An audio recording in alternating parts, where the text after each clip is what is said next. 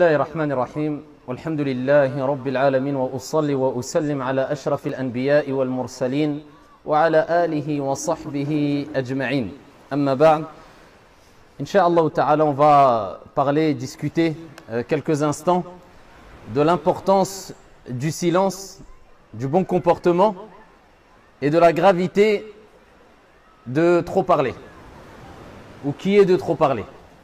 Ici on est dans une terre où il y a un peuple qui vit, qui est étonnant, qui nous a tous étonnés, c'est les Malaisiens. Pourtant, qui comprend leur langue? Lève la main. Qui comprend l'anglais? Bon, je pense qu'il y a au moins un, deux là dans le groupe. Mais avec cela, ils ont gagné notre cœur. C'est vrai ou pas? Ajib. Pas besoin de parler. Simplement avec leur modestie, leur sérénité, leur discipline, leur sourire, leur bon comportement, eh bien ils ont réussi à gagner nos cœurs. Pourquoi? Parce que simplement on n'a pas l'habitude de voir ce genre de comportement, et c'est des comportements naturels, hein. C'est des comportements qu'on retrouve, ce n'est pas chez 1 sur 10 ou 1 sur 100 ou 1 sur 5, c'est 9 sur 10, et on peut même peut-être dire 10 sur 10. Et donc ça nous donne une leçon, ce qui nous rappelle l'importance de montrer ici le meilleur des exemples à travers notre comportement et non pas à travers notre langue. Parce qu'aujourd'hui, malheureusement, on a tendance à beaucoup parler et agir peu. Et ce n'était pas du tout le comportement de ceux qui ont marqué l'histoire et qui ont gagné le cœur des gens à travers l'histoire. Et ce n'est pas du tout le comportement des Malaisiens. Ils parlent peu, du moins on ne les comprend pas quand ils parlent. Mais en tout cas, on comprend leur comportement et on comprend que c'est un peuple étonnant, les Malaisiens. Et il n'y a pas que.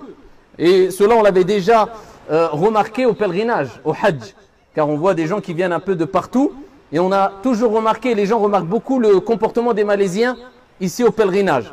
Mais quand on rencontre les Malaisiens dans leur pays, sur leur sol, eh bien là on voit vraiment qui sont les Malaisiens, et on est encore plus étonné. Et comme j'ai dit précédemment, c'est une leçon pour nous, afin de nous apprendre à réagir de la meilleure des manières vis-à-vis de nos frères et sœurs musulmans et musulmanes et des non-musulmans. C'est une leçon pour nous rappeler qu'il est important de parler peu et d'agir beaucoup à travers un bon comportement et un comportement exemplaire. C'est une leçon qui nous rappelle qu'il est important d'éduquer sa langue.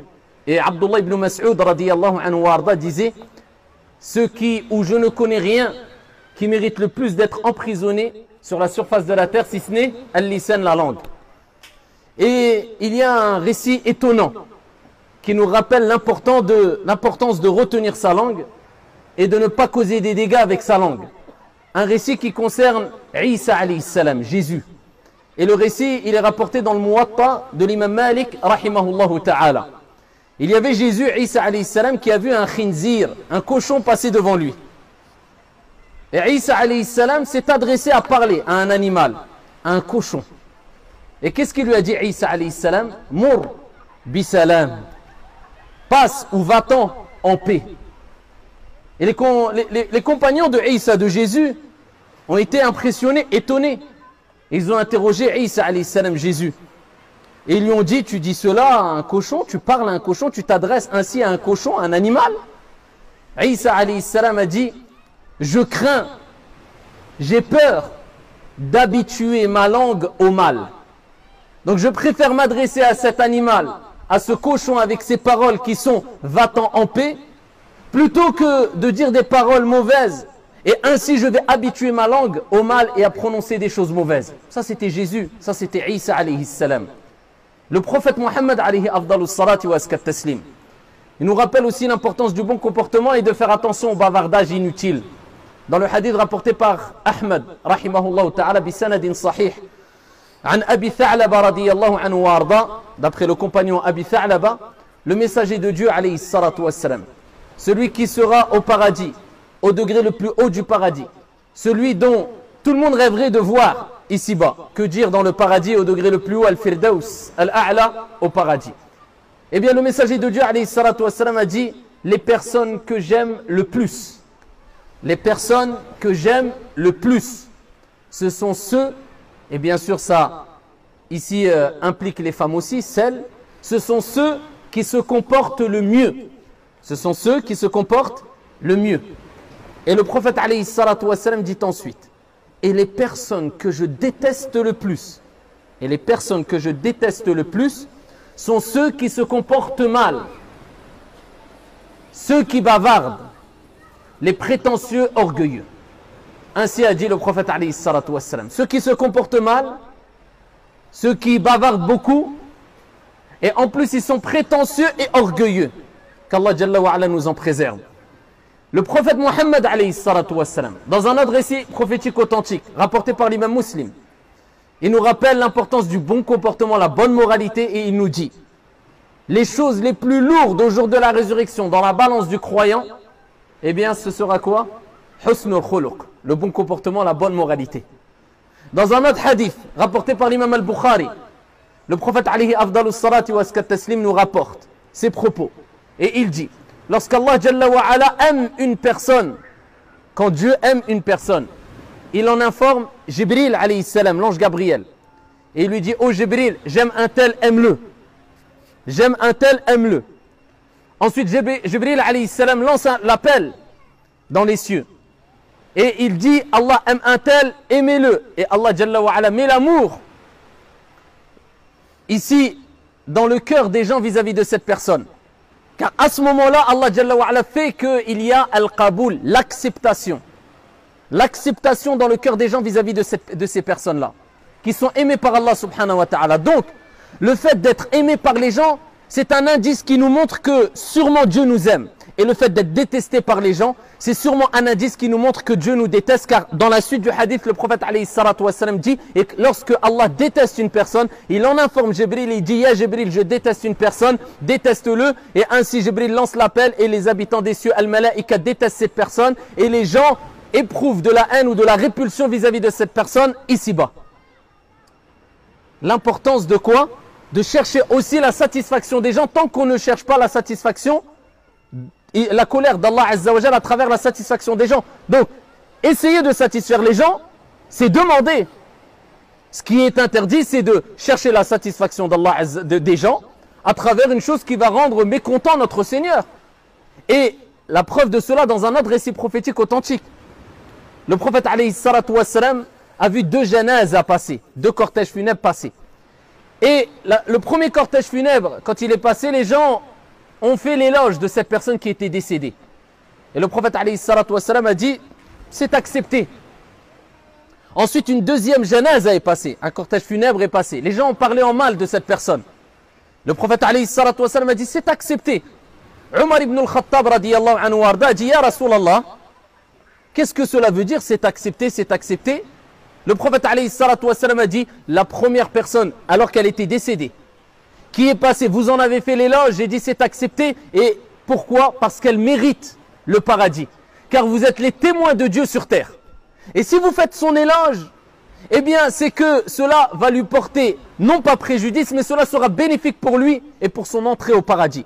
Quant à la deuxième personne, vous avez parlé en mal sur cette personne-là. J'ai dit c'est accepté, car cela sera un argument contre lui et cela l'empêchera de mériter le paradis. Car vous êtes les témoins de Dieu sur terre. L'importance de quoi satisfaire les gens et l'importance de savoir ici, est-ce que les gens m'apprécient ou pas? Si une personne est détestée par tout le monde, eh bien il y a des questions à se poser. Si une personne fait fuir les gens, il y a des questions à se poser. Qu'il soit même bel orateur, ou ça soit une personne qui parle de science de jour comme de nuit, ou peu importe. Nous, ce qui nous importe, c'est est-ce que tu gagnes les cœurs.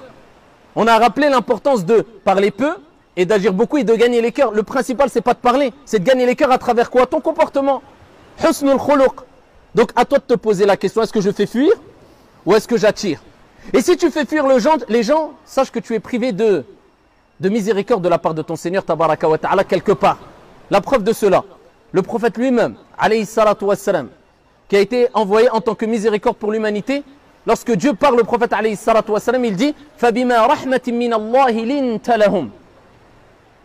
C'est par la cause d'une miséricorde de notre part que tu as été si doux envers eux. وَلَوْ كُنْتَ فَضًّا غَلِيظَ الْقَلْبِ لَانْفَضُّوا مِنْ حَوْلِكَ. Si tu avais été quelqu'un de dur, au cœur dur ou rude, il se serait enfui de ton entourage. Mais comme Dieu l'a comblé de miséricorde, eh bien il a pas fait fuir les gens, il a attiré les gens. La preuve que celui qui fait fuir les gens, eh bien il est privé quelque part de miséricorde de Dieu. Et le prophète alayhi salatu wassalam a dit Man la yarham, la yurham. Celui qui ne fait pas miséricorde, que ce soit envers les gens, peu importe leur confession, envers les animaux, peu importe, envers les musulmans, peu importe. Celui qui ne fait pas miséricorde, on ne lui fera pas miséricorde. Irham man fil ard yarhamuka man fis sama. Fais miséricorde à ceux qui sont ici-bas, et celui qui est dans les cieux te fera miséricorde. Et on ne pourra rentrer au paradis si ce n'est par la miséricorde d'Allah Azza wa Jal. Donc si tu veux que Dieu te fasse miséricorde, eh bien fais miséricorde aux gens. Agis avec un bon comportement. Attire, gagne les cœurs et ne fais pas fuir. Et voilà l'importance, ayyuha al-akhir, de méditer quant au comportement particulièrement des Malaisiens et de tous ceux qui ont gagné les cœurs des gens à travers leur comportement et non à travers leur langue. Donc habitue-toi à user d'un bon comportement plutôt que à utiliser ta langue pour parler. Et il y a beaucoup plus de chances que tu te trompes en parlant qu'en gardant le silence. Donc, ici à méditer aussi, pour terminer le hadith du prophète alayhi salatu wassalam, rapporté par Al-Bukhari quand il dit alayhi salatu wassalam, Man kana yu'minu billahi wal yawmil akhir, falyaqul khayran aw liyasmut. Que celui qui croit en Dieu et au jour dernier, qu'il dise du bien ou qu'il se taise. Celui qui ne dit pas du bien quand il parle, ou qu'il parle pour rien dire, où il n'y a aucune utilité pour parler, ou encore plus grave, il parle pour faire des dégâts, eh bien qu'il sache qu'il n'a pas compris le hadith du prophète alayhi salatu wassalam, et il était meilleur pour lui de se taire. Qu'Allah tabaraka wa ta'ala nous accorde un bon comportement, et qu'Allah jalla wa ala fasse qu'on gagne sa satisfaction, ainsi que la satisfaction des gens, sans rendre mécontent notre Seigneur tabaraka wa ta'ala, et qu'Allah jalla wa ala fasse qu'il purifie nos cœurs, et qui nous accorde un cœur saint afin qu'on rencontre notre Seigneur tabaraka wa ta'ala alors qu'il est satisfait de nous et pas en colère. Wallahu a'lam wa barakallahu fina wa fikum walhamdulillahi rabbil alamin.